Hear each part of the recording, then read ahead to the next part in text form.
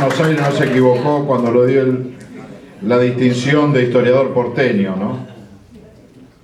Sabe más que la guía Peuser, dirían. Vamos a destacar la presencia también de la directora de la escuela número 203, que lleva el nombre de nuestra heroína María Remedios del Valle, la profesora Claudia Ottaviano. La escuela se encuentra en La Ferrer, en el partido de La Matanza. Gracias por haber venido. Hicieron llegar también la adhesión del compañero Jorge Rachí y del compañero Martín García, en nombre de toda la agrupación Oestergel.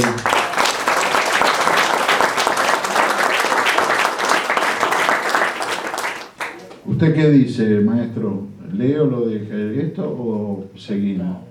Al final, ¿cómo se van todos? Bueno. No se vayan porque tengo que leer las adhesiones que faltan, ¿eh? No me olvidé, por otro mío. Bueno, ahora vamos a escuchar las palabras del doctor Alberto Gelicantilo, vicepresidente primero a cargo de la presidencia del Instituto Nacional de Investigaciones Históricas Juan Manuel de Rosas. Muchos años fue presidente, él está sucediendo en el cargo al compañero González Arzac. Secretario de la Fundación Nuestra Historia y subdirector del Instituto de Historia del Derecho del Colegio Público de Abogados de la Capital Federal. Con ustedes, el doctor Gelicantilo.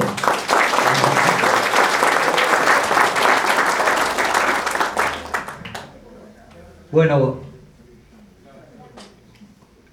ha sido para todos nosotros un lujo tenerlo al doctor Carlos Trueba, porque nos ha explicado mucho sobre la ciudad, sobre las calles, en fin, realmente nos ha dado una clase.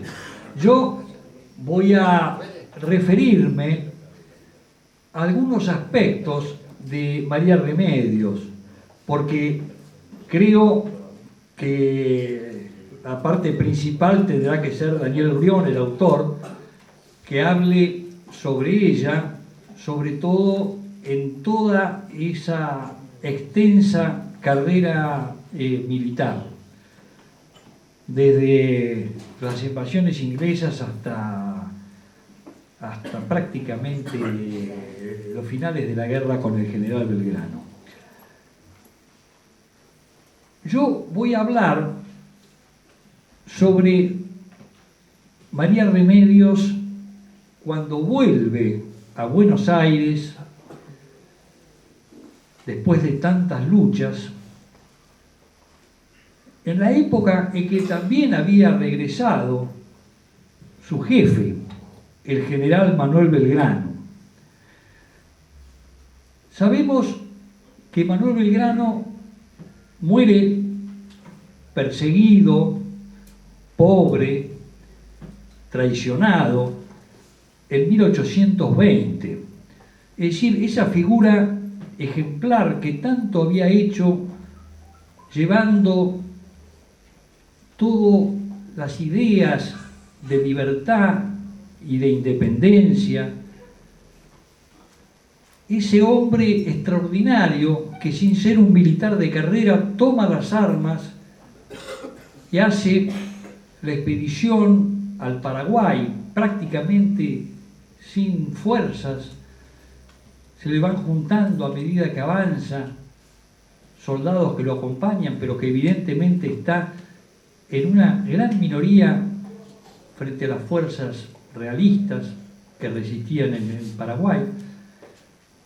Él, que luego está también en la banda oriental, luchando contra la ciudad de Montevideo, donde el general Elío mantenía ese puerto tan importante del Río de la Plata. Él, que en el Ejército Auxiliar del Norte lucha extraordinariamente, y a quien acompaña María Remedios. Después nos va a contar seguramente Daniel un poco cómo fue ese camino tan importante de esta mujer. Yo voy a referirme al regreso, a ese momento en que María Remedios vuelve a la ciudad de Buenos Aires, donde ella había nacido, y se encuentra con que había perdido todo. Cuando ella parte, había sido con su marido y sus 2 hijos, uno legítimo, el otro adoptado, y los 3 habían muerto en esa lucha al servicio de la independencia. Y había quedado pobre, no tenía ni para alimentarse.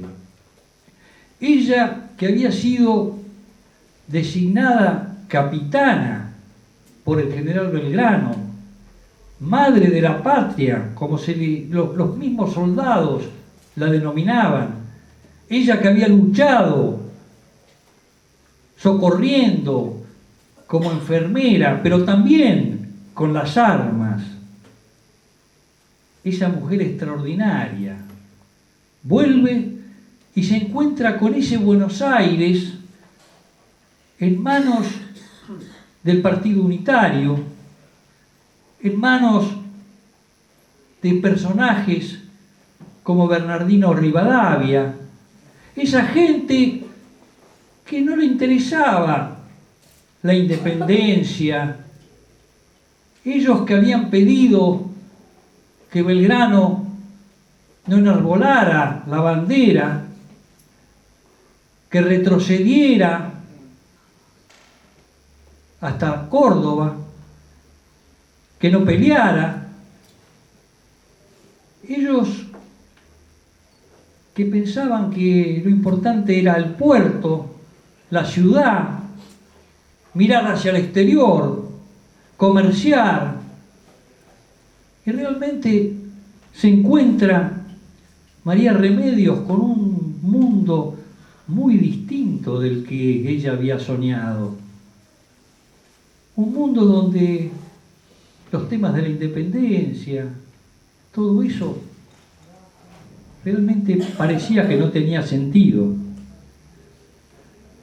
El Congreso de Tucumán es trasladado, luego de un año, a Buenos Aires, por iniciativa precisamente del Partido Unitario, de Rivadavia.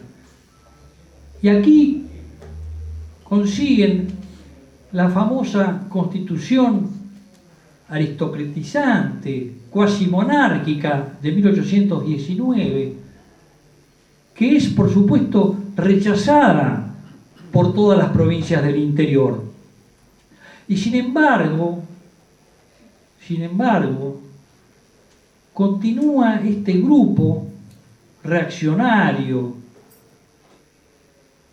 con sus maquinaciones, e incluso después de 1820 vuelven con esa idea de buscar algún tipo de manejo distinto, con ideas que venían de afuera, con ideas de Europa, de monarquías. Y en 1826 es electo presidente de la Nación Bernardino Rivadavia. Obviamente, María del Valle, en ese momento, es una pordiosera, una mujer que al principio intenta ganarse la vida vendiendo algunas pequeñas productos que ella realizaba y vendiéndolos en la Recoba, en la Plaza de la Victoria, en lo que es actualmente la Plaza de Mayo, para ganar algo de sustento. Y luego se da cuenta que ni siquiera puede hacer eso y termina mendigando en los atrios de las iglesias cercanas, de San Ignacio, de San Francisco, de Santo Domingo. y ni siquiera puede terminar comiendo en los conventos, porque Bernardino Rivadavia, con su reforma eclesiástica, persigue a las congregaciones religiosas y hace que cada vez estén más limitadas y más encerradas. Es indudable que las peticiones que intenta María Remedios, obviamente con este clima de la época del Partido Unitario y de Bernardino Rivadavia, era virtualmente imposible que prosperaran. Y termina siendo una mujer que, como nos dice Brión, encorvada, vieja, desdentada, estaba allí mendigando. Y sin embargo le decían la capitana. ¿Por qué le decían la capitana a la gente del barrio? Le decían la capitana porque ella decía que había sido capitana junto a Belgrano, que había participado en las guerras de la independencia, había llegado al Alto Perú, había estado en Tucumán, en Salta, en Vizcapurgio, en Ayohuma. Pero claro, la veían y decían, no, esta mujer evidentemente debe estar soñando, debe estar senil, debe ser producto de su pobreza. Y cuando les mostraba las heridas, la miraban y bueno, era un personaje realmente que, en fin, se la compadecía, pero no se la comprendía. Sin embargo, en ese momento, María Remedios tenía 60 años. Vivía en los arrabales de la ciudad y tenía que ir todos los días al centro para tratar de poder subsistir. Vivía en un pequeño rancho, pero bueno, su necesidad la hacía ir al centro. En 1827 hay un cambio en la ciudad, porque es electo gobernador el coronel Manuel Dorrego, del Partido Federal. Y entonces la cosa es distinta. Ya el Partido Federal ve al pueblo con otros ojos. Recordemos que Manuel Dorrego solía ir a mezclarse entre el pueblo, iba a los arrabales, se juntaba con los orilleros, y la gente de linaje lo miraba como algo raro. Los círculos rivadavianos parecía un personaje extrañísimo. ¿Y este hombre quién es? Y además se sacaba el saco y caminaba. Por eso dicen de que Manuel Dorrego fue el primer descamisado. Y bueno, algo había cambiado en la ciudad. Y es en ese momento que, como señalara el doctor Trueba, circunstancialmente el general Juan José Viamonte la descubre en la Recoba a María Remedios. Y la mira y dice, pero ¿cómo? Usted es la capitana, la madre de la patria, usted ha luchado con nosotros, pero ¿cómo está en este estado? Y es entonces el general Viamonte, en 1827, que como él era miembro de la Sala de Representantes, pide se le otorgue una pensión, que se le paguen los sueldos de capitana, sueldos que no había percibido durante tantos años. Insiste al año siguiente, en 1828. Evidentemente eran épocas difíciles porque Manuel Dorrego, gobernador legítimo, estaba acechado por la conspiración de las logias unitarias. Sin embargo, cuando se trata el pedido de la pensión en 1828, el 18 de julio, realmente es interesantísimo y Daniel Brión lo ha descrito y lo ha detallado, porque no solo habla pidiendo la palabra el general Viamonte, sino que inmediatamente toma la palabra el doctor Tomás Manuel de Anchorena, uno de los fundadores del Partido Federal, que había sido secretario del general Belgrano en el Ejército del Norte y había conocido los servicios de María Remedio a la causa de la independencia. Y dice Anchorena: yo me hallaba de secretario del general Belgrano cuando esta mujer estaba en el ejército y no había acción en que ella pudiera tomar parte que no la tomase, y en unos términos que podía ponerse en competencia con el soldado más valiente. Era la admiración del general, de los oficiales y de todos cuantos acompañaban al ejército. Ella, en medio de este valor, tenía una virtud a toda prueba, y presentaré un hecho que la manifiesta. El general Belgrano, que creo ha sido el general más riguroso, no permitía que siguiese ninguna mujer al ejército. Y esta María Remedios del Valle era la única que tenía la facultad para seguirlo. Oía el mismo Belgrano ponderar la oficiosidad y el esmero de esta mujer. Una mujer tan singular como esta entre nosotros debe ser el objeto de la admiración de cada ciudadano, y a donde quiera que vaya debería ser recibida en brazos y auxiliada con preferencia a un general. Inmediatamente otros generales, miembros de la sala, también la recuerdan y hablan, y finalmente, por unanimidad, se acepta el pedido de María Remedios.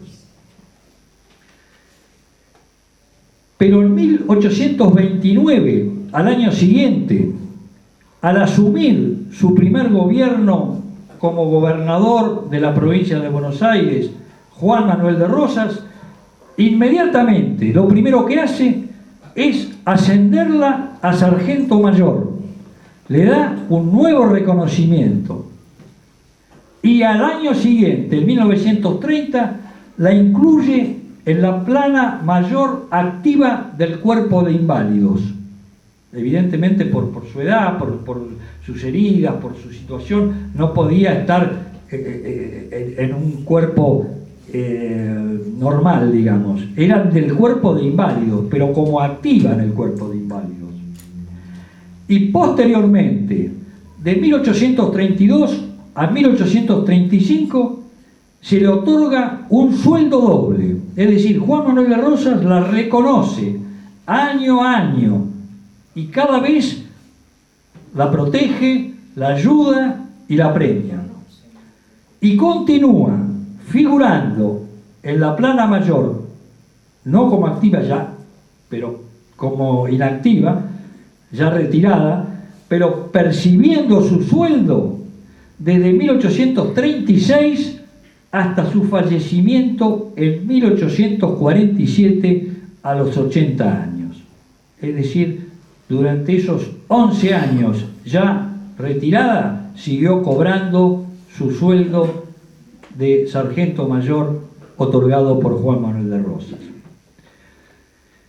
Juan Manuel de Rosas hizo participar en su gobierno, lo mismo que el Partido Federal, a todas las clases sociales, gauchos, indios, negros. Es decir, él consideraba que la el pueblo argentino eran todos, que todos tenían los mismos derechos, desde las personalidades más preparadas hasta las personas de menores recursos. Todos tenían que tener posibilidad. Era un régimen de incluir y no de excluir, como hacían los unitarios. El mismo Juan Manuel de Rosas y su mujer, Encarnación Ezcurra, apoyaron muchísimo a todos la gente de color. Era habitual que Rosas y Encarnación Ezcurra y su hija Manuelita concurrieran a las festividades, a los bailes, a los candombes, y realmente eran muy queridos y muy respetados. Él iba tenía anotadas las fechas, los momentos, solía invitarlos a su casa, los empleaba también en la administración pública, es decir, les daba la posibilidad de que ellos tuvieran empleos públicos y privados, porque los respetaba y valorizaba. E incluso en sus estancias también había gente que iba a trabajar con él.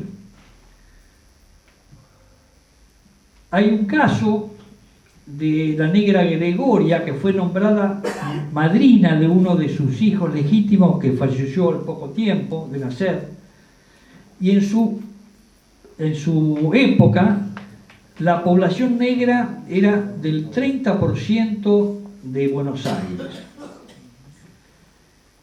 Y otra cosa que hizo Juan Manuel de Rosas fue apoyarlos, buscando de que ellos se agruparan en sociedades de acuerdo a de dónde venían de África, ¿no es cierto? Por ejemplo, la nación Banguela, la sociedad Conga, es decir, él los iba agrupando en distintos grupos para que tuvieran su propia identidad. Y además los ayudaba con subsidios y les daba un lugar para que tuvieran su sede, es decir, para que ellos tuvieran dónde estar y dónde funcionar.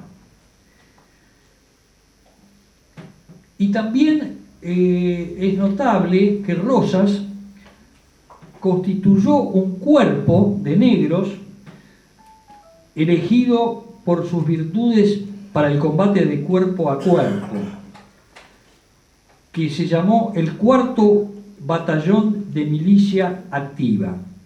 Y en este batallón, formado por Rosas, vinieron muchos